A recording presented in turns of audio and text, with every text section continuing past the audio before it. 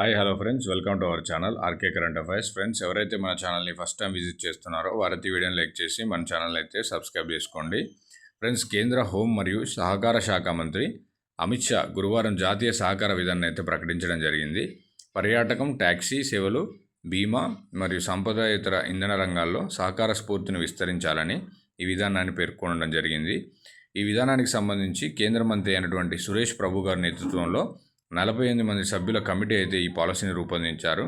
2002లో BJP ప్రభుత్వం ఈ పాలసీని రూపొందించడం జరిగింది. అలాగే మళ్ళీ సెకండ్ టైం 2025లో వీళ్ళే సెకండ్ టైం కూడా ఈ పాలసీని మోడిఫికేషన్స్ అయితే చేయడం జరిగింది.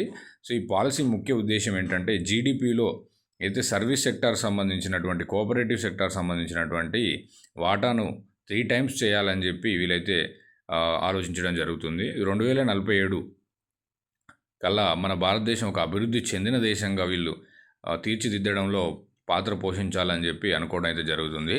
2034 కల్లా స్థూల దేశీయోత్పత్తిలో జీడిపిలో మన వాటా 3 టైమ్స్ కావాలని చెప్పి ఒక లక్ష్యాన్ని అయితే నిర్దేశించుకోవడం జరిగింది. అలాగే 50 కోట్ల మందిని ఈ యొక్క సహకార రంగంలో భాగస్వాములు చేయని చెప్పి అమిత్ షా గారు అయితే అనుకోవడం జరుగుతుంది.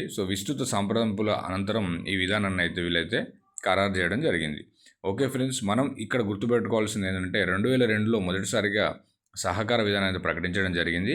తర్వాత 2025లో రెండో సహకారం సంబంధించినటువంటి పాలసీ వచ్చింది. 48 మంది ఉన్నారు ఈ కమిటీలో, మరియు ఈ కమిటీకి నేతృత్వం వహించింది సురేష్ ప్రభు గారు.